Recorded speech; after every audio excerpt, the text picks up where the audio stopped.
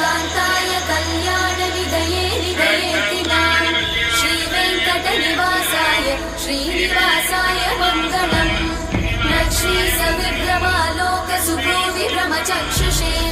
चक्षुषे सर्वलोकानां वेङ्कटेशाय मङ्गलम् श्रीवेङ्कटाद्रिशृङ्गारमङ्गलाभरणाङ्गये मङ्गलानां निवासाय श्रीनिवासाय मङ्गलम् सर्वावयवसौन्दर्यसम्पदा सर्वचेतसां सदा सम्मोहनायास्तु वेङ्कटेशाय मङ्गलम् नित्याय निरवध्याय सत्यानन्दचिदात्मने सर्वान्तरात्मने श्रीमद् वेङ्कटेशाय मङ्गलम् स्वतः सर्वविदे सर्वशक्तये सर्वशेषिने सुलभाय सुशीलाय वेङ्कटेशाय मङ्गलम्।